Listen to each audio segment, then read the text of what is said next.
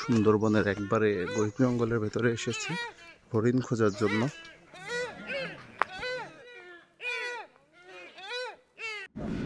আমাদের শিপ থেকে নেমে আমরা ছোট যে নৌকাটা ছিল সেই নৌকাটাতে করে সুন্দরবনের যে খালগুলো থাকে সেই খালগুলো ধরে এগিয়ে যাচ্ছি। যেমনটি আপনারা দেখছেন, এই খালের পাড়ে কিন্তু বেশ কিছু জীবজন্তু আমরা দেখতে পেয়েছি। তার ভিতরে বেশ কিছু প্রজাতির কুমির এবং সাপ ছিল। যাই হোক, সুন্দরবনে কিন্তু সরকারি যে বাহিনী আছে, বন রক্ষাকারী বাহিনী, তাদের শিপ এটা, তারা কিন্তু বিভিন্ন জায়গায় বিভিন্ন পয়েন্টে এখানে থাকে। আমরা গোলপাতা গাছগুলো দেখতে দেখতে আমরা যে জামতলা সি বিচের যে ঘাটটি টাইগার পয়েন্টের, সেই ঘাটটিতে এসে পৌঁছে গেছি। আমরা অলরেডি জামতলা বিচের উদ্দেশ্যে আসছি, টাইগার পয়েন্টে নেমেছি। এই পয়েন্টটা ক্রস করে এখন জামতলা বিচের দিকে যাচ্ছি। এটা মোটামুটি 3 থেকে 3.5 কিলোমিটার হবে এবং 1 থেকে 1.5 ঘন্টা মতো হাঁটতে হবে। হেঁটে আমরা যাব, এখানে বনের পরিবেশগুলো উপভোগ করব এবং জামতলা বিচটাও ঘুরে দেখব এবং আপনাদেরকে দেখানোর চেষ্টা করব। আর দেখার জন্য অবশ্যই একদম শেষ পর্যন্ত সাথে থাকতে হবে এবং দেখতে হবে। দূরে জামতলা যে ওয়াচ টাওয়ারটি, সেই ওয়াচ টাওয়ারটি দেখা যাচ্ছে। এখানে নামার সাথে সাথে বেশ কিছু বানর এসে আমাদেরকে অভ্যর্থনা জানাচ্ছে। আর সবথেকে মজার যে বিষয়টা, এখানে একটা বানর কিন্তু আমাদের জামতলার যে রোডটা, সেই রোডটা কিন্তু দেখিয়ে নিয়ে যাচ্ছে। এই যে সামনে যে বানরটা দেখা যাচ্ছে, এই বানরটাই জামতলা রোডটা দেখিয়ে নিয়ে যাচ্ছে। পুরা গ্যাং এই যে পুরা পেছনে এই যে সব আসতেছে আস্তে আস্তে। আমরা অলরেডি মোটামুটি 1.5 কিলোমিটার মতো হেঁটে ফেলেছি জঙ্গলের ভেতর দিয়ে।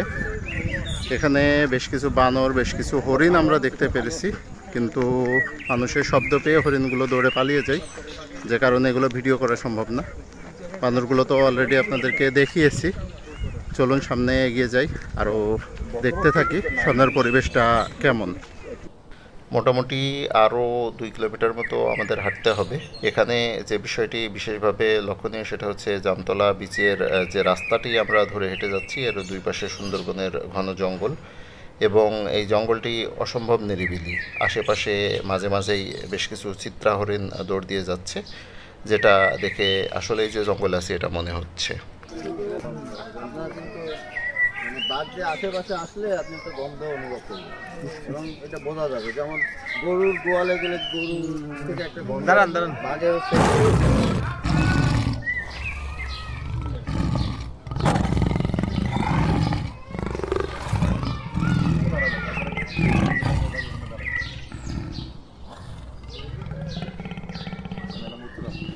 মোটামুটি পিছনের লোকজনের চিল্লাচিল্লি শুনে তো আমরা ভয় পেয়ে গেছিলাম যে কোনো বাঘে আক্রমণ করলো কিনা, কিন্তু সেরকম কিছু না।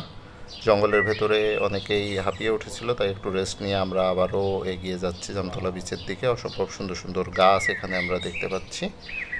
কিছুক্ষণ পরেই আমরা এই যে জামতলা বীচটিতে এসে পৌঁছেছি। এখানে গাছগুলো সম্ভবত যে ঝড়গুলো আসে, সেই ঝড়ের কারণে জঙ্গলের সামনের যে গাছগুলো, সেই গাছগুলো এখানে ভেঙে চুরে পড়ে আছে। বেশিরভাগ গাছই এখানে মরে গেছে মনে হচ্ছে।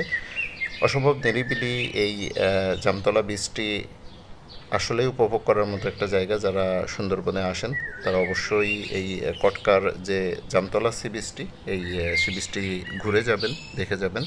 এখানে মোটামুটি বেশ কিছু সময় অতিবাহিত করা যায়।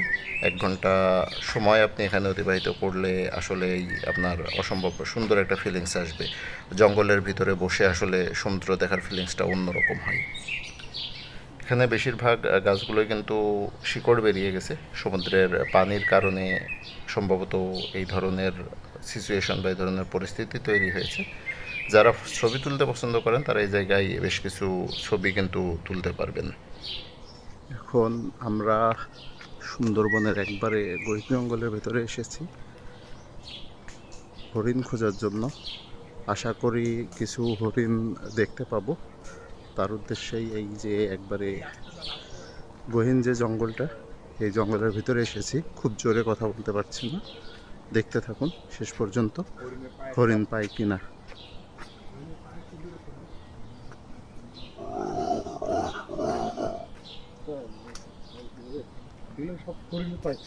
হ্যাঁ, তাই